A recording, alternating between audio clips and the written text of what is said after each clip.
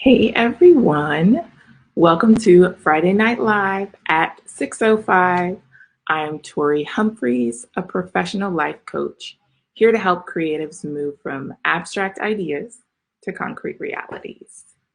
So today our focus will be on learn how to grow in your creativity based upon where you're at instead of where you want to be. Ever since my son EJ was born, I have developed more of an interest in baking. So, if any of you guys bake, it's very different than cooking. I pride myself in cooking. I love cooking. Baking is a whole nother ball game, let me tell you. So, just from the precision, having to be super precise with the measurements and all of that, like I find it to be much more challenging than cooking. So since EJ was born, I started making birthday cakes for him. Now, y'all are going to laugh at my process because I have a very silly process. I start off with thinking of this grandiose plan of how I think this cake is going to turn out.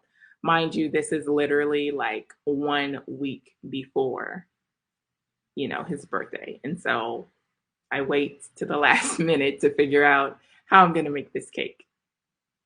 And so then I watch one video on how I think I want this cake to turn out, and I follow a bunch of things on Pinterest of how I want this cake to look, thinking like, okay, yeah, this is going to be easy, shouldn't be that hard. I watch the one video, I get all of the necessary supplies to make this happen. Y'all, you already know that it takes more than one video and more than 1 week to try and figure out how to make a cake. So typically my process ends up being very rushed, where I have to figure out last minute how everything is going to go. I created what I thought was this foolproof plan, which actually just turned out to be a proven foolish plan. And so after I figured panicking and trying to figure last minute how things are going to work out, I just feel like this regret and like, oof, like just the rushing feeling and just thinking like this is not at all how I anticipated it going. This time, however, my son's now 5 years old, and I would like to say that I have learned some things from when I first started. But honestly, this is the first year that I actually allowed myself to take some time and actually use my intuition. So, not only did I make the cake for him, which turned out great, I also turned my practice cakes into cake pops, which were also delicious. They looked interesting because it was the first time I made those, but still, they turned out great. All right, so let me share with you guys just some lessons that I'm learning in order to grow your creativity based on where you're at. Number one, lower your expectations for how things will go in your creative project. If you're like me, you like to you have great vision for what you think something is going to turn out, but it can be hard to not be disappointed when things don't turn out that way. So please, please, please lower your expectations for how you think your creativity is going to be, because it may not turn out that way.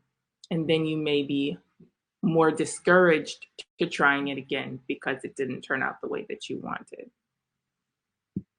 Add some wiggle room. This is number two, for the unexpected surprises. Trust me, trust me, trust me. You will need the extra time and the patience with yourself, because we never know what might come up before crunch time.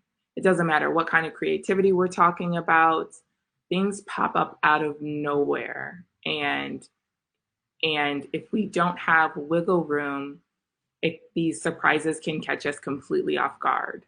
So just add some extra time for yourself and whatever circumstances might come up, and it will be helpful. So, and this also might mean adding a total new backup plan. Having a separate cake for, some previous years probably would have been great. but not having those backup plans or even thinking about things that how they can go wrong, or not necessarily wrong, but just not turn out how you want them to be. So yeah, number one, lower your expectations for how you think your creative project might be, how it will turn out. Two, add some wiggle room for your unexpected surprises. Three, follow your intuition when you create.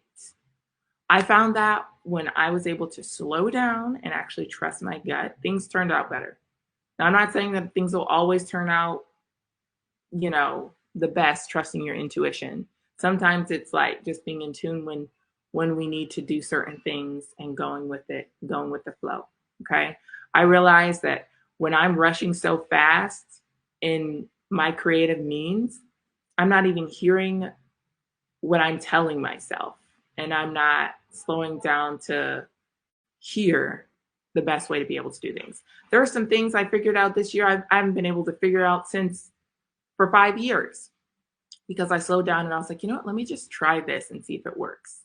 For instance, this year it was the frosting. It was so thick, it wouldn't even spread on the cake. And I'm like, you know what?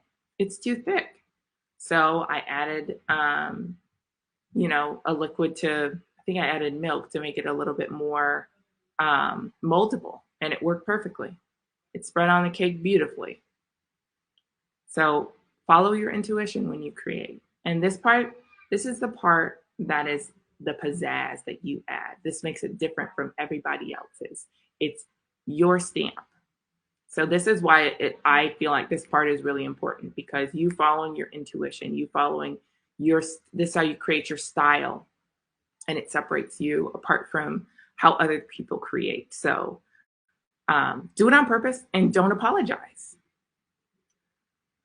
4, look at a variety of artists who do what you do.